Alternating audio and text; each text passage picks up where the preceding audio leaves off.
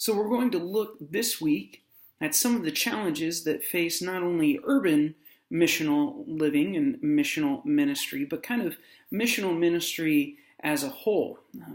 For in part, this is kind of a new concept for some folks. So the first real challenge is trying to explain that to the established church and trying to fit in our missional measures of success in missional ministry versus the type of qualitative, quantitative modes of measuring success in the standard church. For instance, how many people attend? When is your church service? When are you going to start your church? These were all questions that we got quite a bit when we were working in the city of Chicago.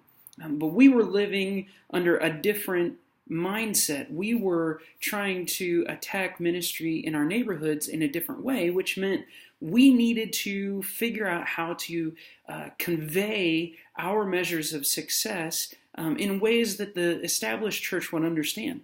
So I was at a conference one time, and a friend of mine who is a pastor of a rather large church in the Indianapolis area came up to me and he said, "How are things going? It's great to hear about what you guys are doing." He said, question for you. What is the objective for you? What are you guarding in your ministry? He said, for me, he said, in my church, I understand that, the objective is, and some of the things I have to deal with are finances of a staff and a building and, all of these different things and that he has to look after. It's part of his responsibility as a lead pastor in his church. He said, "So what is it for you?" And I said, honestly, the thing for us is protecting the narrative. We have to share the story of what God is doing in our neighborhood. We have to express the kind of life change and the purposes of why we're functioning the way we are in our neighborhood, probably more so than some established pastors or pastors at established churches would have to do. Those churches are concerned with what's the monthly budget, what's the attendance looking like, what are the ministries happening in the life of the church, and all of those kinds of things on a weekly, monthly, and regularly annual basis. For us, it was the story of the guy that I met in the baseball league and coached my son's baseball team with, and then the times that we were regularly meeting at Dunkin' Donuts and for the coffee. I know I've probably said that, but it really was for the coffee. When we were talking about his situation with his ex-wife and their custody battle over his son. And it was really kind of interesting that I was able to have conversations with him to show God's love for him as it reflected in his love for his own son.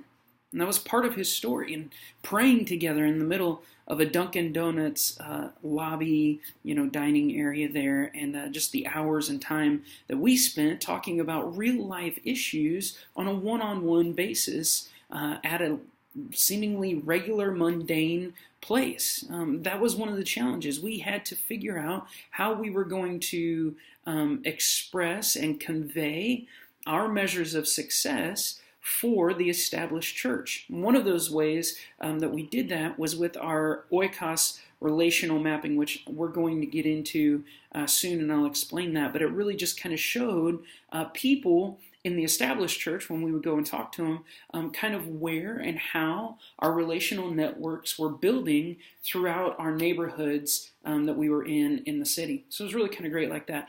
The second challenge that we often deal with and really kind of faced in a big way recently with our network in Chicago was that sometimes people come and go. Unfortunately, it breaks for my wife and I, it breaks our heart, but we were one of those that had to go. Ultimately, God called us to another area, to another type of ministry after a few years in Chicago. And really, the truth is, we never felt more at home than we did when we lived in the Mount Greenwood neighborhood. And I told someone the other day that I really left my heart in Mount Greenwood. And my heart is breaking because if you've heard of any of the issues going on in Mount Greenwood in Chicago recently, there's a lot of tension over a recent police officer shooting of a young 25-year-old black man, white off-duty officer, and a young black man got into an altercation in the middle of the street and just sent our neighborhood spinning. And so I've had to watch now from a distance this neighborhood that we love and cherish and really felt at home in for a long time, just kind of deal with this inner turmoil.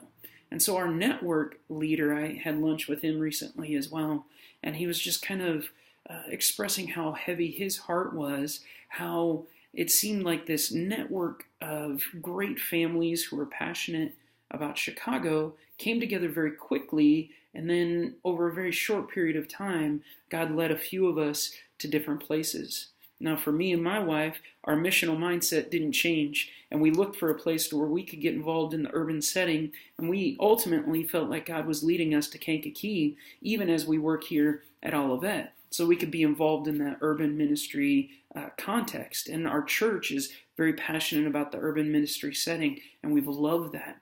But it's hard sometimes. We don't go into these settings, we don't go into these ministry contexts expecting to only be there for a few years. One of the challenges to urban ministry is people want to know that you're going to be there for the long term. I sat at my dining room table with one lifelong resident of our neighborhood, and he flat out asked me, "Carlos, are you in this for the long haul?"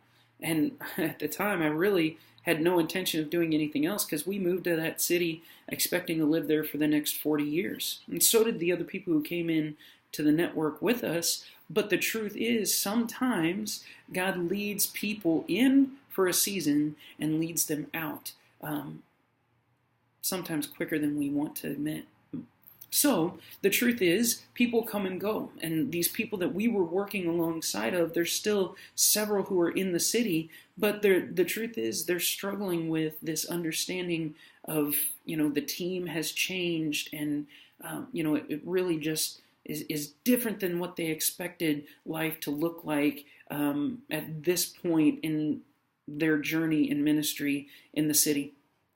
And then the most difficult one, the third challenge really to urban missiology and missional ministry, is truthfully that people are difficult to predict. People can be really fickle sometimes. My dad's a pastor, grew up in a pastor's home and all that kind of stuff. And my parents and I would always joke that ministry would be so much easier if you could just get rid of the people. Well, then it's kind of pointless, to be real honest, and especially if we're talking about it from a missional mindset. If we're looking at ministry in a very missional context, in a very urban context, then we have to understand that things can get messy when you get into people's lives. That guy that I met with at Dunkin' Donuts, we were meeting regularly on a weekly basis through the summer, and then baseball stopped. And all of a sudden, he went completely radio silent for months. And so what was once this beautiful story that I loved to reference and tell people how I was able to pray with this guy and how he was dealing with things in his life, all of a sudden fizzled. And it was months before I heard from him again. Literally like not answering my phone calls, not responding to text messages. And so I had to give him a little space. I kept reaching out initially and then just kind of gave him a little space and things kind of picked back up again, and we began meeting again, we began talking again, but this idea that people are just going to jump on board with drastic life change that we're offering and asking of them, that the gospel inspires in them and for them, is not simple. They're going to struggle. They're going to go, yes, that's amazing. This is exactly what I wanted. And then at times they're going to back off and say, whew, you're asking a little much of me today. So we have to be there when they need us. We have to be present, and we have to be available for them when Their life puts them in a position where they hit the wall and they realize they can't do it on their own. But we also have to be willing to give them some space. We can't just smother them into the presence of God. We have to work with them, and truthfully, that gets inconvenient for us, right? It gets inconvenient because then we have to be on call, and we have to be ready. We have to be willing to step into their lives at the moments when they want us, and not feel completely lost when they reject us or push back just a little bit. One of the other ways that this always played out in Chicago was simply that during the winter, I may have talked about this before, but during the winter, everybody hibernates. In case you haven't noticed, and if you didn't know this before, Chicago gets kind of cold in the winter months. So even when you're on the same block with people, literally your houses are 10 to 12 feet apart from one another, you could go months without seeing anybody, simply because it is cold. In the past few winters in Chicago were desperately cold, in the negative 30, 40 wind chill, all those kind of ranges that makes people just stay in their homes. And you tell me how easy it is to stay connected with people when you never see them, you never have any contact with them, and you don't even know what's going on in their lives. It's part of the challenges of dealing with people.